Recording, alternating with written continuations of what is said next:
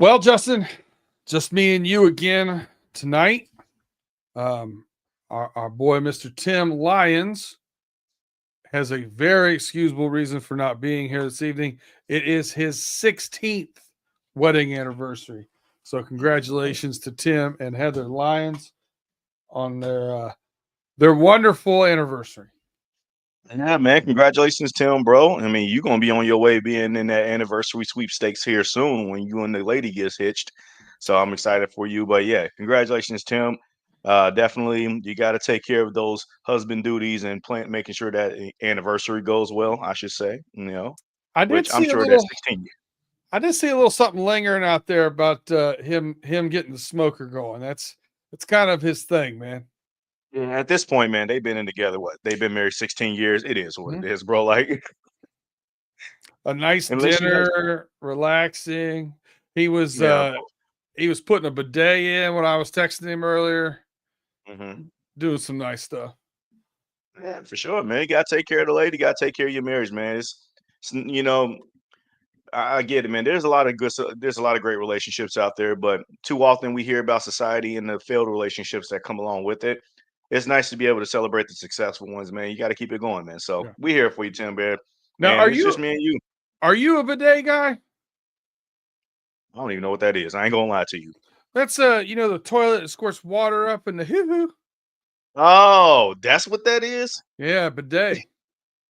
bro. Let Yeah. me tell you how uncultured that I am when it comes to these fancy terms. I just found out 2 months ago that what a matinee was. I thought a matinee was a mattress. Okay, I Okay. thought that was like some sort of brand of a freaking sleeping mattress or something. But no, a matinee is when you go to the movie during the daytime. Yeah, you got to And know the I difference was, between a mattress, a matinee, and a manatee. Those are three different things. yeah, I can. I mean, I obviously knew what a manatee was, but that just tells you how uncultured that I am when it comes to these fancy terms. Like, yeah, I didn't know these things. I didn't know these terminologies, but yeah, I I, learned something new today. listen, man, I've been told that I'm really missing out by not being on Team Bidet, and it may be something for me to look into because a lot of people told me I'm full.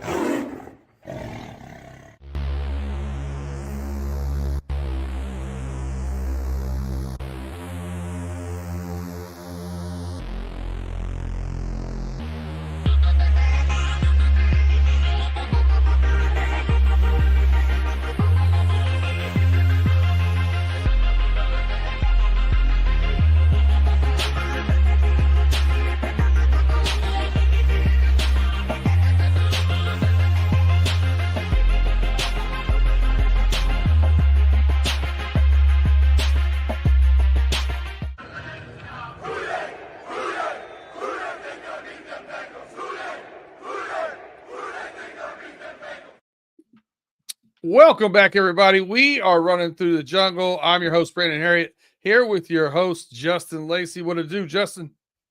Hey, you know what? I'm here. I got my cup of Joe, ready to talk about Week 18, get some business started because we're still alive for the playoff hunt. I'm actually excited. You know what I mean? It's been a long season, very dreadful one.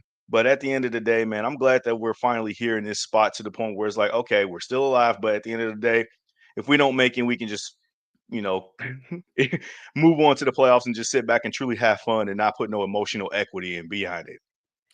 Yeah, it's going to be a tough one.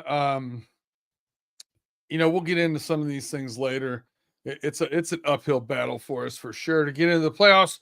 But regardless, I just want the boys to finish strong and Right. pull out a W here Yeah. in my hometown. Currently, not where I was born and raised, but presently reside in Pittsburgh. So I will actually be at the game as well, braving the cold weather the best I do. Um, I just I don't want to go into this and do these things and come away with an L. I'd really like a W, Mhm. especially I'm going with one of our really good accounts and they're going to be all dressed up in their Steelers garbs. I'll be the only one wearing stripes, so I'll take a lot of ribbing if I don't. Yeah, I mean, personally, I've never been to Pittsburgh as far as like entrenched in the overall city. I drove through it maybe like twice.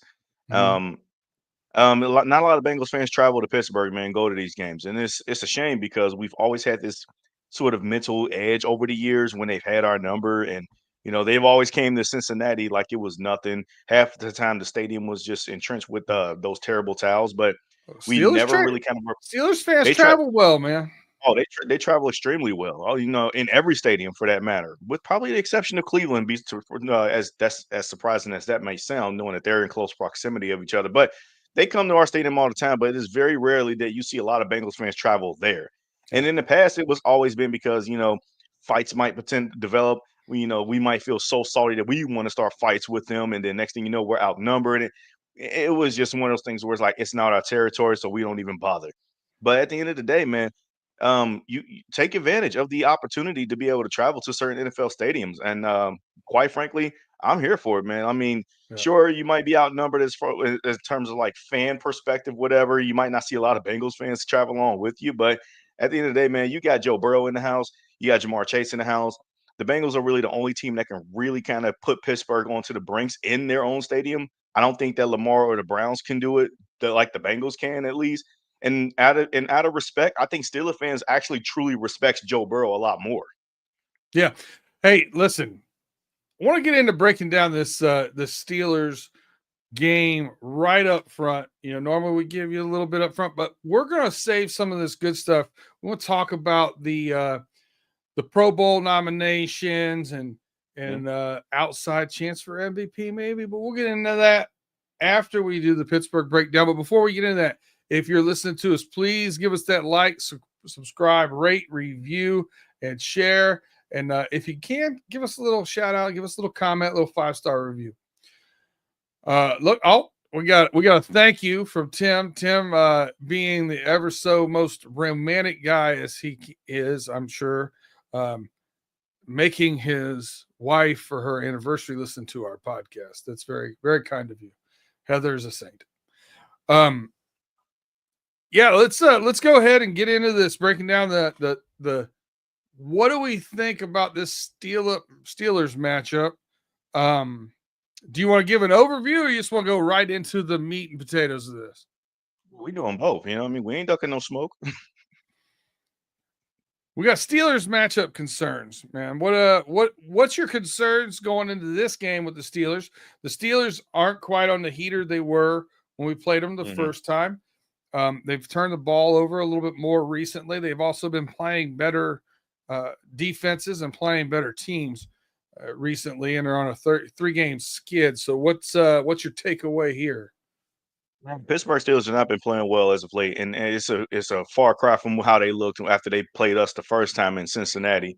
They put up 44 points. Everybody and their mama thought like, oh, this team has arrived, that they're contenders, they're legitimate contenders to play in the Super Bowl and all that.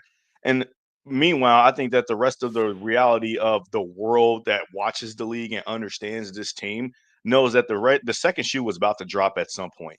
And when they were engulfed into their rest part of their toughest schedule, you just saw it happen.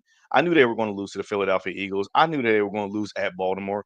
I didn't think that they were going to lose to Kansas City, surprisingly. I thought that in the clash of the Dark Magic Bowl, I thought that they were going to be the team to finally give Kansas City another slip up loss.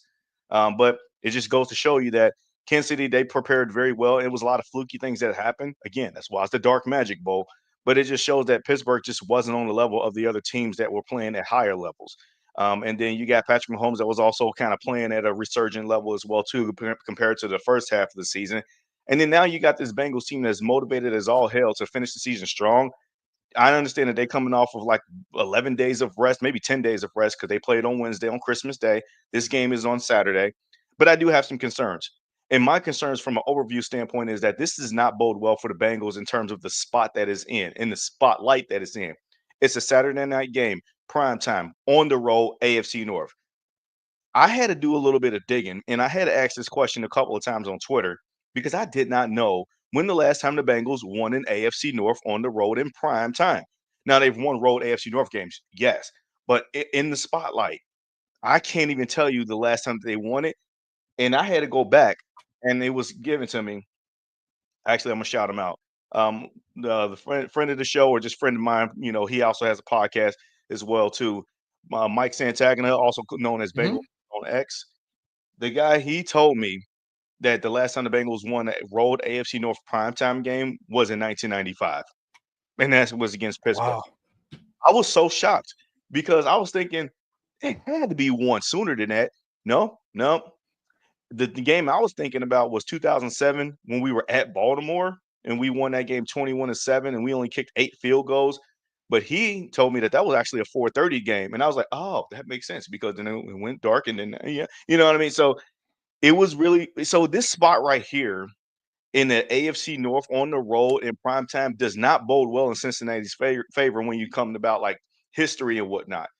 But I still feel overall good about the Bengals in general about their chances to win this game. But there are obviously some matchup concerns, the individual matchup concerns. Obviously, I got to talk about the Steelers defense. They have been banged up a little bit, but you cannot ignore that TJ Watt has been a monsoon of a masterclass edge rusher since he's been in the league. Both of our tackles are banged up. Orlando Brown Jr. may play, obviously, but Highsmith is not a slouch either. no, Highsmith can get no. after the quarterback too. Yeah, and I worry a little bit more about Highsmith in this game, more so than TJ Watt, even though you always got to worry about where number 90 is. But more importantly, the guy that I'm worried about the most is Cam Hayward. Cam Hayward is actually having a way better season than TJ Watt is. That's me personally. I used to worry about their secondary when we was in the first matchup, just because they're so confident that they can take Joey Porter Jr. and put him on the island with one of our two great receivers, and then they can just bracket the others. But reality is, man, they've been banged up in that secondary a little bit as of late. And I don't think that they want to try Joey Porter Jr. on T. Higgins again, if you ask me personally. He had a lot I of think that penalties in that first game. and as what He Mike did. Tomlin said, when you going against Shaq, you got to start using those fouls. So, I mean, Fair. that's a great analogy to use that. But my obvious concerns is their pass rush against our offensive line. We still haven't proven that we can block and protect Joe Burrow well. But that's there's other concerns that I can obviously talk more about. But I'll stick with that for now and hear you out next. I listen, man. If you've watched the season play out, I don't know how you can't be concerned about their pass rush against our offensive line, Mhm. and how you can't be concerned about their ability to run the ball against our front seven. Right.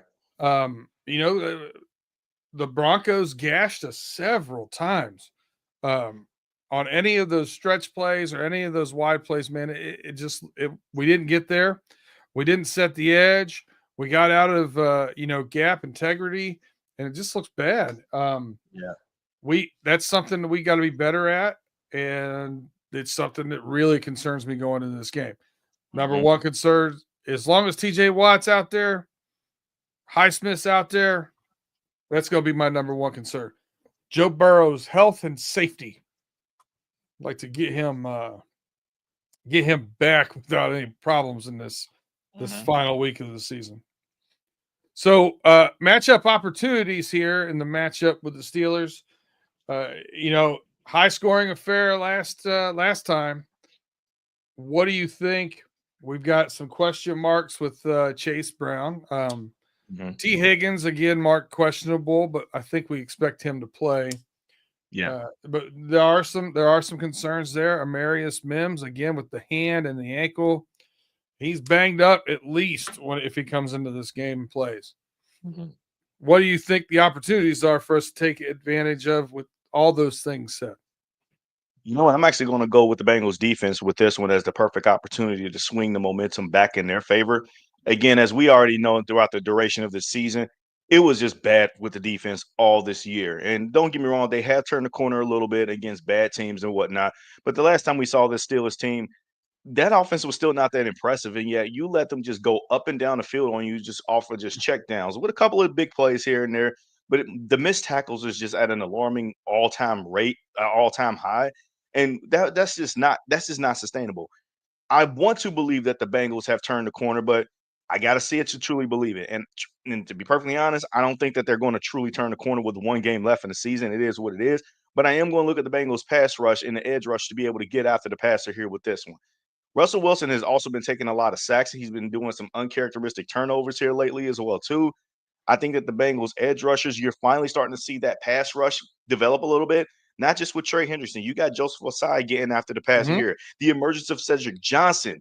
I think Cedric Johnson is a guy to keep an eye out on because he might actually be the X factor that can also get after the passer moving forward in the future.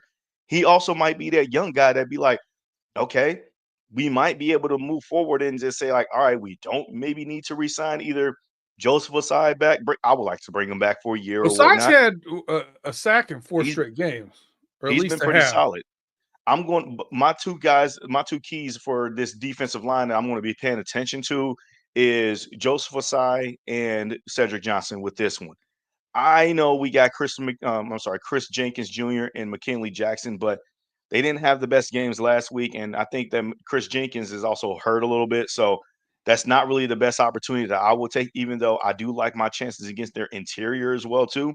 But like you just said, I'm not sure how the Bengals' defensive interior is going to stop the run in this game, knowing that they got some issues between keeping the ball in Jalen Warren's hands more so than Najee Harris, because Jalen Warren is the guy that I fear the most out of the two backs that they have. But it is what it is, though. I'm going to still say that the opportunities the Bengals pass rush can get after in this game. You still got Mike Hilton, man. I know he missed the. No, he did play the last time we played this team. He did play, He but did, but he didn't look like himself. no, he didn't. He looked bad, but he was He also was playing just in coverage. a step or two shy on a couple, like when he did come up and play, that check down game, or he did blitz. He was just a little short. He didn't seem to have his same normal anticipation and explosion. So he did, wasn't quite and himself. And quite frankly, the Steelers know him well because they used to have him on their team. Now it's a Mhm. completely different team than when he last was on that roster. But at the end of the day, they still know him. He was a part of their system. And they know that he specializes as a slot corner blitzer more than a coverage corner. So anytime they're going to get a chance to put that matchup on him in coverage, they're going to take it. So with that being said, I wouldn't use Mike Hilton as an opportunity more in this game. I would use so as just like I said, my young edge rushers that we're starting to nurture and develop. Again, I hate the fact that it took Sam Hubbard to get hurt for these guys to see the field, but that's the blessing in disguise. You can see what these young guys can do now. And at the end of the day, man, I'd rather see these young guys instead of an old, washed up veteran Sam Hubbard. No disrespect, I know you had the Cincinnati run, but it was time for you to sit on the bench regardless. Okay, so I like the Bengals pass rush a little bit as an opportunity, Okay. but they got to be able to show me, man. They at this point, man, you got to show me. Um, I don't want to pile on Sam Hubbard here, but one of the Yeah. things that I saw in this last matchup with the Steelers, when you look hmm at the downfield plays that Russ had, it was hmm because he was able to extend the play in the pocket. And two of the big plays on that game were, well, for whatever reason, Hubbard went way too far upfield, and Russell Wilson just stepped underneath him, rolled out to his right where he likes to roll out to, and had no one in front of him to throw the ball. Yeah. Um, so those, and you did reference another thing that was troublesome in that first matchup was all the checkdowns to the running backs, and I think both running backs had almost 50 yards apiece in receiving hmm yards in the first half of the last matchup, and it's one of the things. Jermaine Pratt seemed like he was caught off guard by that. They called it, the quick game and blah blah blah. I mean, that's what I mean. Russell Wilson either does one of two things: checks it down or throws it deep. That's really his game. So, to me, I'm curious to see: do we see more three safety set? Do we use a Bell or a Battle in that set to come up and play a little tighter for the running back for the check down? Do we use Hilton in a little bit of that scheme? I'm interested to see what we do there. I think you'll see maybe even see DJ Ivy a little bit more than normal because of his ability to do that and tackle, which we saw him. That was his where he was making his bones last year was playing in the special teams because he was good at that open field tackling. Yeah. So that does interest me. As far as the opportunity, I do like the opportunity, not just on the pass rush from the guys that you mentioned as well. Trey Hendrickson with the bull rush, I think, could be effective against this group right now. So very interested, and I like your point. Now, I'm going to go back to the offensive part of the ball because it's easy pickings for me. I really do believe. I think Joe Burrow's out to prove a point. hmm So I think the opportunity here is Joey Porter Jr. coming back from injury. Cam Sutton's been taking a lot of heat locally in Pittsburgh for being out of position and not playing correctly and this, that, and the other. You referenced JPJ so play against T. Higgins in the first matchup. I see he got a lot of penalties. I don't think he matches up well against these guys. I don't think he has the ball skills to match up well against these guys. He has the athleticism and the length, but I just don't think he's there yet in his young career. I really feel like pushing the ball is going to be where this team, especially if Chase Brown doesn't play or he isn't himself, I think that's where we're going to see this team excel. And I think that, we have a coach that's proven he does not care. If he has no run game, he'll just sit back there and throw. Yeah, for sure. And quite frankly, you mentioned a couple of things that I want to touch base on real quick. Starting on defense, as far as like when you look at the Steelers and how they might formulate their game plan on offense, it's centered around their major weapons for real. If George Pickens plays, which we all assume that he's going to play, obviously it's just some miscommunications that's been going on between him and Russ. And quite frankly, man, look, I think very highly of George Pickens as a talent, but there are times where if you frustrate him, he will literally quit on routes. And it's kind of like really getting to the point where it's noticeable nowadays. Against the Kansas City Chiefs, I think I counted like 3 or 4 times where it's like maybe even been more, but 3 or 4 times where if he would have just worked harder on the route, I know the ball didn't go to him, but he could have tilted the coverage to go his way and kind of freed up a couple of other people, but he just flat out quit on the route. Mm-hmm. It really reminds me of the bad parts of Chad Johnson. And I think George Pickens is probably a Chad Johnson comparison, if you ask me personally. Someone who has really kind of like footwork, feet ability. He can separate a little bit, but he's not going to like maul you over or anything like that. I love Chad Johnson in his heyday, but he was never like a guy that was going to supplant T.O., Randy Moss, Marvin Harrison Jr., those guys. Those were the creme de la creme receivers that was going to take over that can fit with any system that make you respect anything that they do. Chad, I loved him and he was explosive, but there were moments in time where I felt like Chad also quit on some of those routes where he should have did more. And that's what I'm looking at when I'm seeing George Pickens. The talent is there, no question. But if you can frustrate him, he will put himself out of the game. And I think that that's the thing that you lean on. The guy that worries me receiving wise is Pratt Freiermuth. For whatever reason, I think this Bengals secondary still does not have an answer to cover tight ends. We can probably put DJ Ivy on it. I sure as hell damn well don't trust any safeties to cover him. Mm-hmm. I don't trust Geno Stone in coverage. I don't trust Jordan Battle in coverage, even though I like him more than Von Bell. Von Bell, I just trust him in certain situational run tackling issues. I don't trust him like being my third safety, essentially, because at the end of the day, all they're going to see is that, okay, you're just here to either play some cover 3 or some sort of prevent zone, whatever the case it may be. And there's going to be he can give up those big plays too. So Pat Freiermuth is a guy that I want to keep my eye on, and our linebackers are just not crazy fast enough to cover any of them. So that's where I am concerned with. But on offense, I do also like that you mentioned Joe Burrow in his passing game, because Joe Burrow, from what I have in my notes here, needs 359 passing yards to reach 5,000 yards on the season. He can get that in this game. That'd be nice, wouldn't it? Man, that'll be such a perfect coronation of the ending of the regular season, regardless of what happened with this playoff situation or not. And we'll obviously get into that. But I think that if he were to eclipse 5,000 yards in this game, and I think it can happen, I'm sure he's not really worried about it by any means. That would just and get the win, of course. That will make us Bengal fans feel so much better about the direction that we could head. Because at the end of the day, man, if you lose this game, then that means that you lost to both Baltimore and Pittsburgh since 2022 twice now. That's not good, man. Mm-hmm. You know what that really was, though, Justin? That was a perfect segue into the second half of our show. So we're going to take a quick break, hear from our partners. While you're there, if you haven't hit that like, subscribe, rate, review, comment, give us that 5-star rating. Do that while we're on this quick break, and we'll be right back. If you're with us on YouTube, be back in 2 shakes of a lamb's tail. Is that what you say? Right back.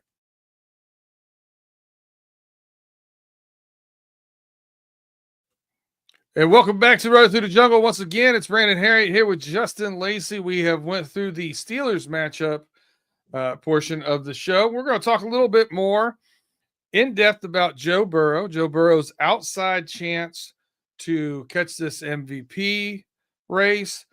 Also talk about the Pro Bowl, his Pro Bowl, and what the national media is saying about it, and any Pro Bowls insights or snubs that we might have.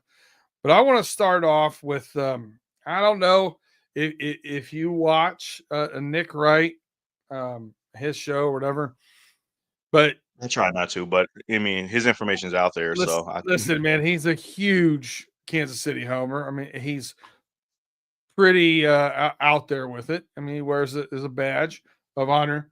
But his arguing that because the Chiefs only have one loss, that immediately believes in his mind that Patrick Mahomes should be in the Pro Bowl over Joe Burrow, over Lamar Jackson, or over Josh Allen. I don't understand how you can look. The Pro Bowl to me is an individual stat. It's not a team stat. Wins are a team stat. I do know that we judge a lot of times by quarterbacks having an ability to get their teams over the hump. But I just think when you look at the stats these guys have and you look at what they're playing with, I just don't know how you put Lamar Jackson in there. His you biggest mean Patrick argument, Mahomes. yeah, You Patrick mean Mahomes, excuse me. yeah.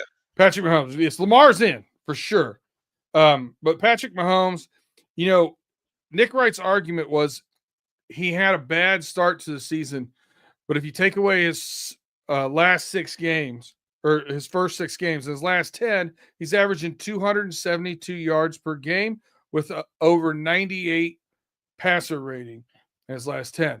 Joe Burrow's stats in his last back half of the season, last 8 games, is a 69.4 completion percentage, 331 yards per game to Mr. Mahomes 272. 27 touchdowns and a 112.2 passer rating. What are we talking about here? Yeah, no, for sure. Here's the thing, man. Chiefs fans, Nick Wright, I guess he's the one that sort of championed the leading charge of the Chiefs fandomness or whatever.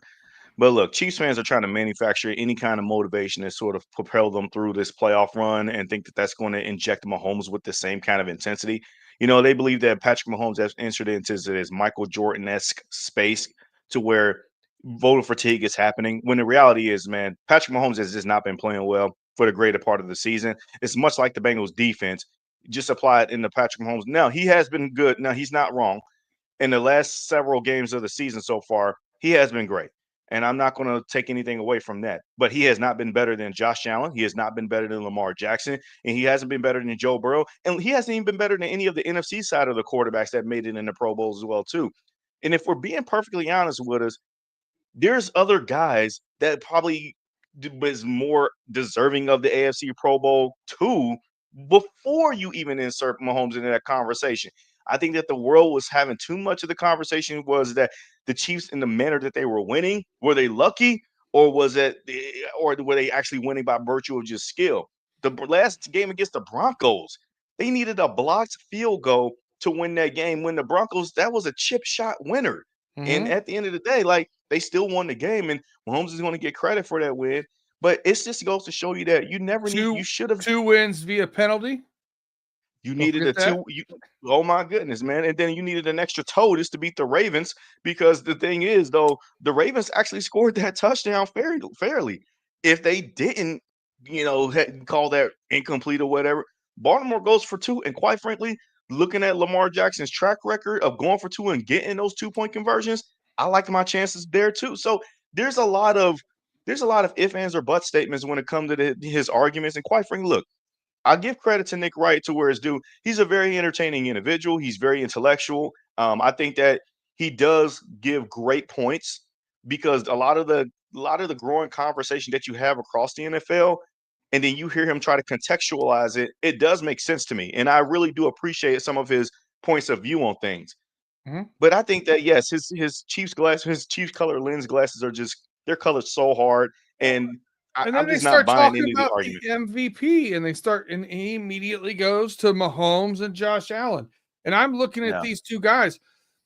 When I look at it, most valuable player. So that is to me like the baseball equivalent of WAR, wins over replacement, right?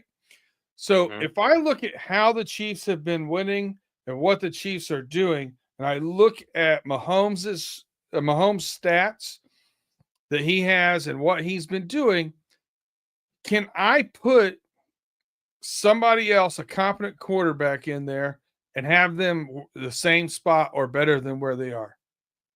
Yeah, yeah. No, I get that. And quite Yeah. frankly, certainly can. Here's what I will defend the argument of Patrick should have been probably elected to the Pro Bowl thing. Here's why I can look at this side of the coin regarding the MVP discussion, and we talked about it on the last show, and we might get into a little bit more about it today. There are a lot of different eyes nationally on Joe Burrow should be the real MVP. And you and I spoke on this last week and talking about we kind of agree with that. To me, if He's you the look at it as win over replacement, I don't know how you can have another argument. Mhm. Lamar Jackson is the one guy I can have another argument with. I Now think they're 1 for and 2. no for now when you look at Patrick Mahomes, and this is kind of sort of on the opposite end of if you're arguing against Joe Burrow on the MVP spectrum because he's not even in the playoffs right now, or he's had a losing record. Most of the wins came against losing records and stuff. If you're on that side of the fence, I Mhm. totally understand why you are, even though you missed the point of true value that we were arguing. But the understanding part of Patrick Mahomes could be like, well, because of his value to the team is why they got a lot of those wins. Because teams got a game plan of, oh, we got to do this because they got this guy, and they will just naturally piss down their leg and lose the game, even though Patrick Mahomes didn't really get a chance to do what they feared that he was going to do. That can be an argument of value too. It's But like a I'm not here to. conspiracy theorist for an MVP vote. We saw with Brady for a lot of those years too, but like it's same thing. But like I don't argue that as my primary argument as to why Mhm. Mahomes should have been elected to Pro Bowl. The fact of the matter is his stats and the way how he was playing these games and how the Chiefs are winning these games, half the time is not because of him. It was because of the team around him that basically carried him for him. And like I said, I gave credit. He has made strides throughout the duration of the back half of the season. He kicked the Steelers' ass, and I thought that the Mhm. Steelers were going to like punch him in the mouth a little bit there, the way how they manufacture and play football, and they were on the road. So I give them credit where credit is due, but no, I don't argue for why Mahomes needs to be included in the Pro Bowl roster simply because he wasn't the best quarterback of the regular season all season long. The three that were elected were, and They let they that be got the that. vote right. Let it be done. They Like certainly there's did. no reason to argue it. It's not going to tarnish his legacy if he misses Right, 1 year. Like chill out. right. And when we look Just back in this time with the quarterbacks that are in the AFC right now, I mean, mhm. it's a golden era. It really is. And It there's truly some is. bad mamma jammas over here. I will say this before I get off of the rant that I've kind of you know went off on a little bit about the whole. I don't understand how you don't look at Lamar Jackson and Joe Burrow 1 and 2, and I'm going to make an argument for Joe Burrow here because most valuable player. Did he Mhm. beat some subpar teams? Yes, but if he doesn't drag his team through this to get those wins, we don't get them. All right. Joe Burrow does that single handedly. When you look at defensive points against, so what is the defense giving up? The Buffalo Bills ranked 10th. The much maligned Ravens defense ranked 20th. Any guess for the Bengals? 31st. Next to last. 31st in defensive points given up. When you talk about, how about this one? This is a little bit of a deep dive. Pass block win rate. It's a stat now. Pass block win rate. You have a team in the Bengals that throw the ball somewhere between 65 to 70% of the time. The Bills are sixth in pass block win rate at 69%. The Ravens are second in the league in pass block win rate at 70. The Bengals, 30th. That means almost 50% of the time. It's 51% win rate. So 49% of the time, Joe Burrow's running for his life in less than 2.5. I'm just saying what he's doing with what he has is better than anybody else in the league. And I will stand by that. Now, listen, does he have great weapons on the outside? Yes. Are they a little bit better than, I like the tight end room in Baltimore, and their wide receivers have gotten better, but they do have better. Our duo is better than theirs. Our duo is better than Buffalo's. But everything else tips the needle on the scale elsewhere. King Henry, pretty good. I don't know if anybody noticed. So I don't know, James man. Cook is really good too. James Cook's had a great season, and he was on one of my fantasy teams. Quad Father, what's up, man? Okay, look, here's what I'm going to argue my point when it comes to the MVP. And for those that haven't got a chance to hear in my discussion regarding should Joe Burrow be the MVP conversation, please, take a listen to our Roaring Reaction show coming off the Denver Broncos game. You guys will probably find that very rewarding. And that is, to a large part, the should Joe Burrow be the MVP discussion is happening all throughout Bengals Nation. Okay, any Bengals podcast you get on, that's the number one conversation that's happening right now. So we're slowly pivoting off of that while still keeping them in the conversation. But here's my understanding. I know Joe, I've kind of looked at it from Joe Burrow's point of view when he spoke at the podium on Wednesday. He's not going to win it, and that's okay. But he understands that one day he will win it. And I know that he understands that he put up the stats and put the team on his back to be in consideration. And that feels good for him to see. But he's not going to win it. And I agree with him. He's not going to win it. We know that he's the true valuable player in the league. And I think that's the great way to paraphrase this, because he's the one that basically is dragging to this team, especially if they get into the playoffs. His value alone drug this team from a 4-8, from the way how we kind of got left in the dust. And now we're all the way at week 18, coming away from this game against Pittsburgh with a win, and then go into the playoffs too if the things shake down the way that they do. You cannot tell us that Joe Burrow's value to the team and to the league should not be put into consideration. But we also know that he's not going to win it. Personally, for me, Lamar and Josh Allen are your two picks for the award. I would like to still throw Saquon in there as well too. I think that he is a finalist. He is going to be mentioned in name only when the award participations come up at the NFL honors. But it's going to be between Josh Allen and Lamar. And personally, I will give it to Josh Allen this time, personally, for me. And even though I know that Lamar's had a little bit better stats, Lamar's had a fantastic season. He's going to probably be throwing 40 touchdowns if he don't rest on Saturday. But Josh Allen, to me personally, he's had to do a lot more in the season where everybody thought that the Bills were going to be in clear rebuild, like that they were going to slow down. He wasn't even though they knew that he was obviously supreme talent, but it's just the team around him. They thought it was going to be third place among the Jets and the Dolphins, even more specifically. And yeah, obviously the most notable move is trading away Stephon Diggs. But what they don't understand is the value of the two-headed tight end with Dalton Kincaid and Dawson Knox. And then they have a resurgent at running game with James Cook. But here's the thing that we forgot to mention, that both Josh Allen and Lamar Jackson have decorated offensive coordinators that knows how to cater to their skill sets a lot more than what we're seeing in Cincinnati. Dan Patrick has been fine. And the creativity that we do see sometimes have been fine. But there are just too many times where we spin our tires on offense. And the only reason why we're out of it when we're stuck in the mud is because Joe is that excellent and Jamar is that excellent. You can't really say the same in Baltimore and Buffalo just because, well, even though they are both supremely athletic, gifted, do it all athletes, their offensive coordinators cater to that skill set. So that's why I don't give them that point. But I do think that it's probably Josh Allen's turn to win it. You know what I mean?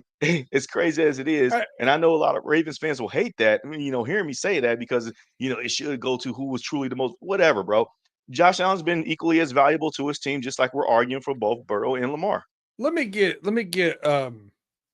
I'm gonna maybe this is a little defensive Joe and a little bit defensive Lamar, however you want to take it. Here's what I don't understand about the national media and the love with Josh Allen. Buffalo Bills boat race the Jets. The Jets have a couple turnovers. They get sacked 4 or 5 times. They get beat 40-14. In that game, I'm watching the replays. Oh, Josh Allen, the magic man, blah, blah, blah, blah. And they're just going on and on and on about how great Josh Allen is. So I'm That's like, Tony oh Romo doing man. all of that. I'm like, no, this was a Sports Center anchor. So Oh, I have okay. to go and see what's going on. And I look at it, I'm like, I gotta look at stats, man. He must have had a hell of a game. What Josh Allen was 16-27 for 182 yards. I watched a 20-yard touchdown, or when he was rolling out to the right, threw back across the field. It was going directly into the Jets defensive back's hand.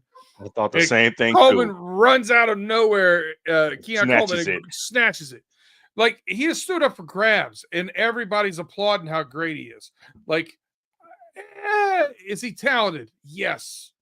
I'm just saying, is he MVP? I don't know about that. So then I think, all right, well, 182 yards. It's Josh Allen. He probably had a good rushing game. Yeah, he had 17 yards. Like, what are we doing? Why are we anointing this dude? I look at it. I can't not look at the numbers when I'm comparing the MVP season. I can't just watch a few splash plays, a few moments, look at a record and say, that's it. That's the guy. Is he talented? Talented as hell. Talent oozes out of that man. He's got more arm talent than probably anybody in the NFL. I don't think he's having as good a season, and I don't think he's doing more with less than Joe Burrow. And I don't think he's having as good a season as Lamar Jackson.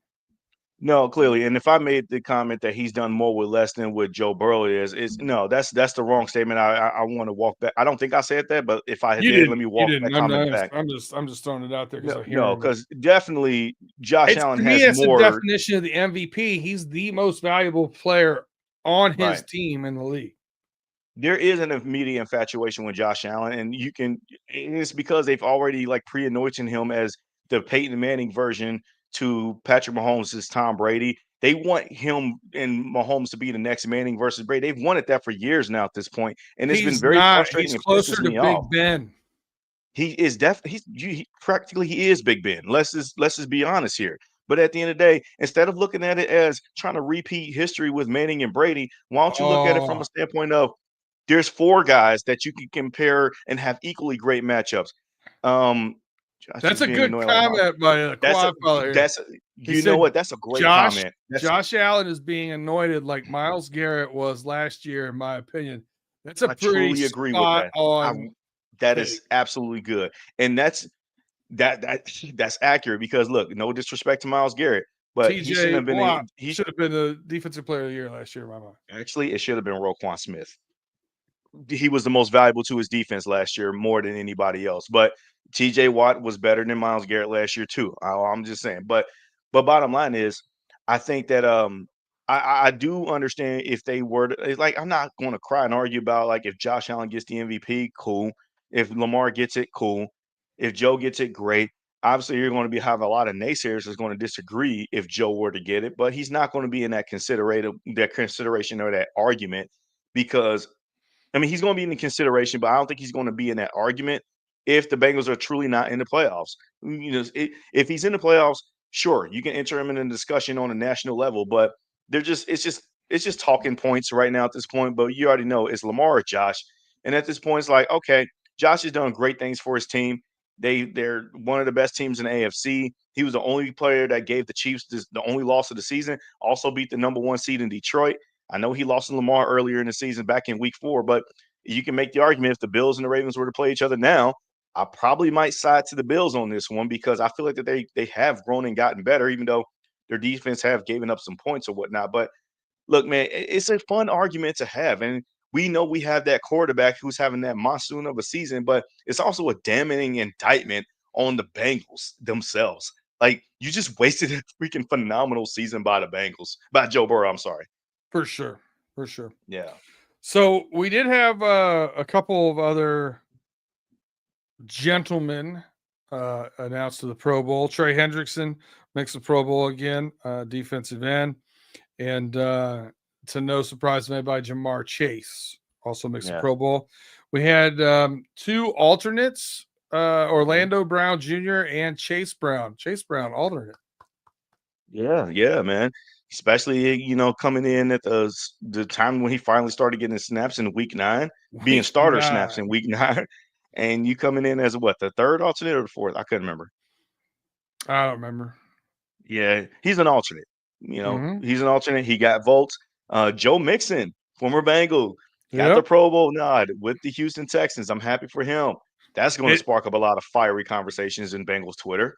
But Cam Hayward, as you referenced early, Father Time not catching up to him, got another Pro Bowl. absolutely not, man. The dude is freaking relentless, man. I wish that's what we were seeing out of Geno Atkins, or even DJ Reader if he didn't get hurt or whatnot. But I wish that we were seeing that kind of level of production out of those guys. They'll still be here in stripes. Jerry Judy, a late run. He That's he surprising to me. he was a late run too. He didn't start off very good, but wide receivers: Jamar Chase, Jerry Judy, Nico Collins, and Zay Flowers. I really think the time that Nico Collins missed really showed his importance for the Houston Texans.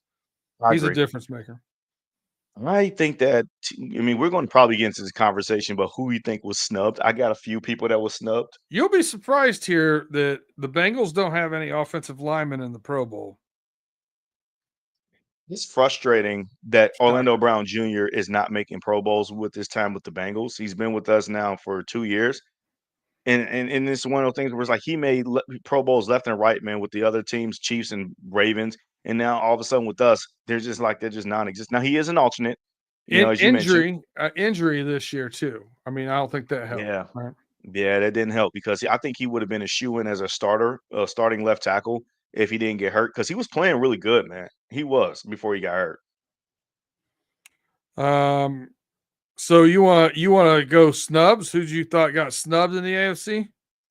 Yeah, I mean, in the AFC, I'm going to start off with our guy, T. Higgins. I think that there's 2 guys, T. Higgins and Brian Thomas Jr. These are my 2 receivers I believe that's been snubbed. Like I said, when I saw the Pro Bowl list of receivers, 3 of those guys are in the AFC North with obviously Jamar, Zay Flowers, and Jerry Judy. I think Zay Flowers and Jerry Judy, look, I credit those guys for what they've done. And I understand that T. Higgins missed a little time too. I think he missed, what, 6, 7 games or whatever total. Um, but the fact that this dude has 10 touchdowns on the season and still has a chance to eclipse almost 1,000 yards if he has a breakout game again on Saturday against Pittsburgh, he shows his immense value too. And I think that he should have been in consideration for a Pro Bowl spot, at least be an alternate. And then Brian Thomas Jr., man, his numbers are better as a rookie than what you saw with Zay Flowers. And I think that with him, he should have been at least one of the guys to be picked. But those are my AFC snubs as far as like at the receiver position. I don't really have any other ones on the AFC roster side before we go into the NFC. And no, I'm not going to argue Patrick Mahomes with snub. We already spent a lot of time talking about that. So I think I got another guy that I'd have gave consideration to. He was on one of my fantasy teams. Is the reason why I know his numbers really were, because I don't think a lot of people were looking. Jerry Judy or Brian Thomas Jr. out of Jacksonville, rookie out Mhm. of LSU. Man, that dude had a really That's what I good said, year. He man. was a bad Yeah. dude. What you talked about James Cook. You think he's a Yeah. snub for running back? I think so His too. numbers, I think his numbers got to be better than Mixon's, don't they? I would imagine. They might be. I don't know. I haven't looked at his total yardage yet, but when I watch Buffalo play, it is very clear that Joe Brady emphasizes the run game when he's telling Josh Allen, "Look, don't put the ball in harm's way. You got a stud running back in James Cook. He will get you the hard-earned yards that you need, and he scores a lot too in the red zone. And if he doesn't score and they punching at the 1 yard line, then Josh Allen is setting it up for his little tush push 1 yard lines like he does like the Eagles do with Jalen Hurts. But James Cook has been absolutely immense to that Bills offense, and people is not really even talking about it. Yeah, I would consider him a snub. All right. So in the AFC, I'm just going to go with rushing leaders. Henry first at 1783. You got Taylor second at 1254. You got Tony Pollard at 1017. You got Najee Harris at 1,007, all over Joe Mixon at 993. Well, Joe Mixon also missed a few games. So, and it's fair to wonder if Joe would have played more, he So would did have eclipsed Pollard. more yardage than them. But no, Cook only has games played, right? Mixon's got 13, Tony Pollard. So he did 2 less games. Cook only has 981 rushing yards. Yeah. And you got to think, man, you can make an argument, but he's good. Yeah, I think that at the end of the day, man, I'm not mad at the running backs selected to the Pro Bowl because they're well deserving of it. I forgot Jonathan Taylor just went ape wall crazy for the Colts as well too. Yeah, for sure. Yeah, but I'm not really upset about it. You didn't argue. You didn't see me arguing. Oh, Chase Brown should have been, closely, associated with that. If he would have started more games, I'm like, shut up, man. We look. I like what Chase Brown's direction is going. He is an alternate. Just let that be that. Brian Cook, I'm sorry, James Cook, I already gave him my argument there. But at the end of the day, I think Derrick Henry, Joe Mixon, and Jonathan Taylor were the right choices. I think the fans got it right with that one. All right. Well, let's go to the NFC. Who you got getting snubbed in the NFC? All right. So for first one I got is Baker Mayfield. Baker Mayfield can also be eclipsed 4,500 yards and pass moreover than like 45 touchdowns if he has another great performance in Week 18. And he's not even going to make the Pro Bowl. Now, the NFC quarterbacks, I think, are great too, and they have great seasons. But I think the fans overvalue the Jay Daniels pick as a fan vote for this one because he's listed as a starter for the NFC Pro Bowl quarterbacks. Sam Darnold had a way better season. Jared Goff had a better season. I think Baker Mayfield should have been the third quarterback selected, in my opinion. And That's a I good think that argument. Jaden Daniels, yeah, I think Jaden Daniels probably needs to be the first alternate off the bench. And again, I'm not upset that he's selected to the Pro Bowl because he's definitely turned around the Washington Commanders franchise. He's due for a lot of good numbers. He has a lot of good compelling wins to argue his case. But I just think that what Baker Mayfield has done with the Tampa Bay Buccaneers, um, yeah, you just can't ignore it what he's done, man. And I root for him as well too. Sam Darnold has resurgence himself as a true franchise guy, like he should have been when he was drafted at number 3 or 4 overall with the Jets. And then my other one is Malik Neighbors. I think I'm not upset with the CD Lamb selection just because CD Lamb is electrifying. Mm-hmm. But I think you should have probably went with Malik Neighbors over him. Rookie year, the quarterbacks that was thrown to him was just absolute garbage, and he still made magic happen. He probably single-handedly was the main reason why the Giants beat the Colts on this past Sunday. And he's 4th in receiving yards in the NFC, Yeah, behind Amon-Ra St. Brown, C.D. Lamb, and Justin Jefferson. Yeah, That's a bad dude. you can't go wrong with the choices. I get it, and it's not like I'm doing any uproars, but if I were to pick snubs from the Pro Bowl roster, man, that's the thing about the Pro Bowl. There's going to be a lot of immediate snubs that's going to be like, damn, they should have made the Pro Bowl too. For me, Malik Neighbors and Baker Mayfield on the NFC side are 2 of them. Quiet Father says Baker gets no respect. I wish he was a Steeler. He'd probably make a pretty good Steeler. You would make a killer Steeler, and I'm glad that he is not a Steeler, man, because yeah. Baker Mayfield turns into Joe Baker Montana, and when he plays against the Bengals, we don't need that in Pittsburgh. We don't need to chase him anymore. All right. Well, we're going to get out of the Pro Bowl stuff, and we're going to slide on over, finish it off the way we always do. Tell me who's your offensive game ball prediction for this week against the Pittsburgh Steelers on Saturday night. Ooh, boy, this is gonna be a tough one. I'm gonna. It's not a tough one, really. I'm gonna go with Jamar Chase. Jamar Chase has caught a touchdown pass against each AFC North opponent, in every game, at least one. That's Yeah, pretty cool. yeah. That's a So good I stat. think that he gets another touchdown catch to kind of further separate himself for the Triple Crown. Joe has already talked about he's going to try to target him, make sure that he walks away and closes this regular season out with that award.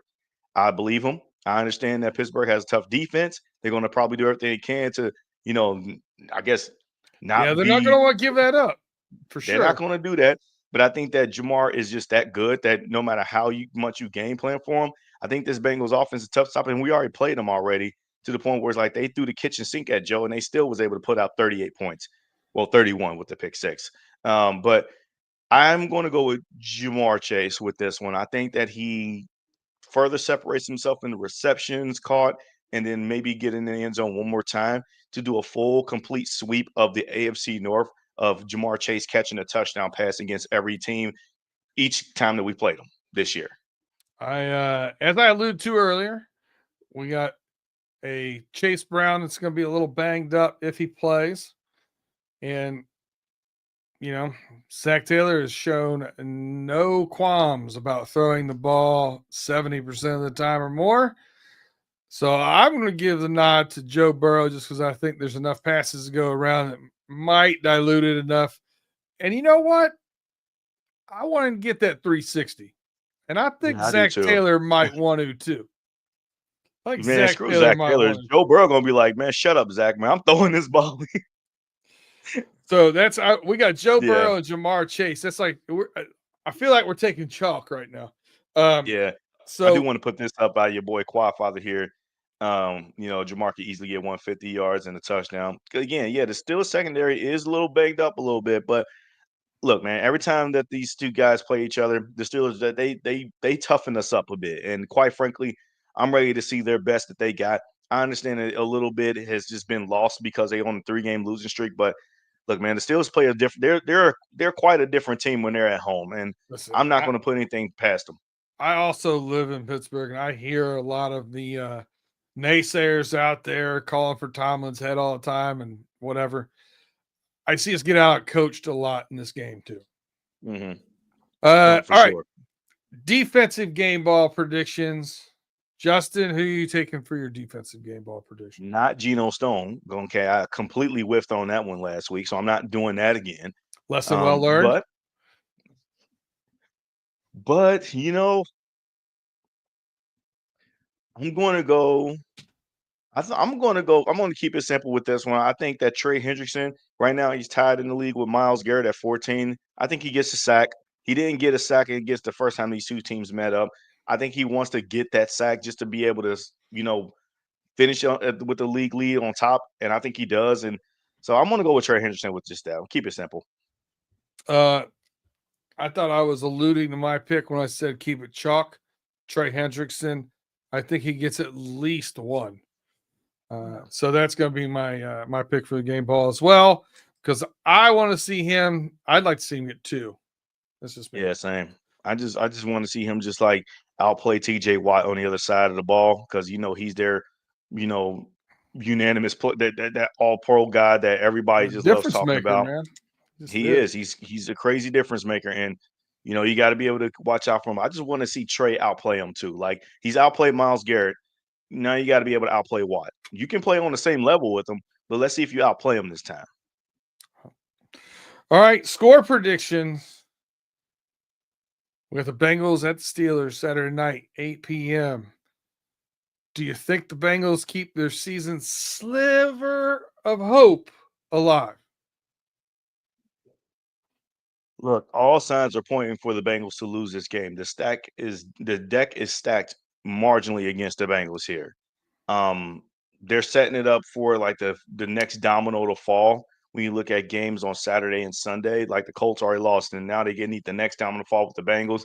With this game also being on the road in Pittsburgh, in prime time, the Bengals haven't. I'm just going to call it what it is. The Bengals haven't won a road AFC North game in prime time, and I've never seen it personally. Even though I know this stat reference that I mentioned early in the show was 1995. That to me, I don't care about that. And I don't want to have to go back to the dark ages of the 90s to reference some stats here. It's going to be tough uphill battle for the Bengals to be able to overcome that. And much as I hate looking at that, I don't want to pick the Bengals to lose this game, but I will understand if we do lose because that's just a tough uphill battle to climb. But I think Joe Burrow is just that special. I think that he has shown throughout the duration of this 4-game winning streak that he means business, regardless of what his coaches says. I'm going to pick the Bengals to actually pull off this win. I'm not worried about the spread line. I know the Bengals are 1.5-point spreads or 2.5-point favorite, whatever. I'm not worried about that. I do think that we're going to get a well-motivated Mike Tomlin team that's going to give us a dogfight. You might see some turnovers that's going to piss you off like crazy. But at the end of the day, I think that this Bengals team is going to be willing themselves by the bootstraps because Joe Burrow's their quarterback, and Joe Burrow wants to not lose this game. And I think he wants to go out on a high note. So I think the Bengals win. I got a score prediction of 26-19. It's kind of relatively close. I can see it being closer than that even. I don't think it's going to be like really a high scoring game by any means, but medium to medium range scoring. It is putting a lot of faith in the Bengals defense, but at the end of the day, I do like the Bengals motivational ways that they have been performing lately, and I think that they get it done. All right. I do it does line up weird because they play that Browns game, Ravens game ahead of time, and it's a 21-point line. And if the Ravens win, the Steelers don't technically have anything to play for. They're going to be the 5 seed. Well, they do. They do have it. They do have to win that game in order to get the 5 seed over the Chargers because the Chargers still got to play too. If the Chargers win and the Steelers lose, then they'll be in the 6th seed and they're going to Baltimore. So the Steelers will have to okay. win. I thought they were the 5th seed no matter what. That's what No. I saw some If the Steelers Chargers, fans talking about. no. If the Chargers do lose and the Steelers do lose, then I think that the Steelers will still be in the 6th seed. No, they would have to play for position of seeding. But at the end of the day, if you're Pittsburgh, I understand Pittsburgh fans, but the Steelers, I understand the easier role would probably be to Chargers Houston, beat the but Steelers this year, didn't they? They yes, played. yes, They they have. played. For sure Correct. played. Yeah, I think they'll be in the 5th seed then if it all settles in the way that it does. But So they got to do whatever the Chargers do. Okay. yeah. So they still have to play for position and seeding. They're still trying to probably plan for that 5 seed if Baltimore doesn't lose, which we all feel like that All they're right, not going good. to lose anyway. Yeah. Good, because I started questioning that when you said that. I started thinking about it, and I remember seeing some people. So 34-31 is my prediction. Listen, the Bengals are still going to make their offense look better than it is. I just think Joe Burrow makes one more play than Russell Wilson, and I think that's what it comes down to. I think it's going to be a really close game. I think it's going to be a high-scoring game. And would I be surprised if the Steelers win? Nope. Nope, not at all. Father here said 30-24 Steelers. I wouldn't be surprised. Wouldn't be surprised either. My favorite pick in this game is over 48. A favorite pick over 48? Okay. Yeah, I've been blindly picking the over in the Bengals and Lions games for 10 weeks now. It's done the real Bengals well. defense It's done real well for the DraftKings account, Justin. Yeah, the Bengals defense is still bad, but no matter how we spin it, I'm not going to be, fooled with this dead cat bouncing against bad offenses and whatnot. Although they have made a little bit of strides against Denver's defense, or Denver's offense, I should say. But at the end of the day, I still don't trust this defense either. So I can see that another high scoring game too. I'm trying hard to be a little bit more positive, even though the defense haven't really given me much to lean on about, but hey, why not go out on a high note? Yep. Send us home happy, even if we're not in the dance. You don't see me arguing about the Bengals need to be in the playoffs because at the end of the day, they didn't do enough to get there. This is their own fault. They should not have to play it the way that they did early in the season to be able to put your hands in the Carson Wentz led now Kansas City Chiefs, and the Aaron Rodgers washed up led New York Jets in order to get into the playoffs. You should have took care of business earlier this season, bar none. I dig it. Hey, I before we get out of here, do want to apologize. We haven't had Pater yet. I don't know what where Pay is at. We were supposed to do it today, but was unable to link up with him. Hopefully everything's okay, and we'll get this thing out to you guys as soon as we can, sometime maybe tomorrow. But we do have some good information for Saturday and Sunday for the NFL slate. We're still holding on in that 59% range, trying to get over the hump into 60% for the year. So working on that one. And we'll always, as always, we'll have our roaring reactions and coaches' cliff notes. Look for that on Sunday or Monday, whenever we can get all the fellas together, chop it up about the game on Saturday night. I will not be doing it Saturday night when I get back from the game. Just will not be doing that. No. But that's that. So that's what we got going on right now. And then, as always, check us out next Wednesday. We should be back to Wednesday now at 8:05 Eastern time, back to our regular scheduled program. So check it out next week as we are running through the jungle.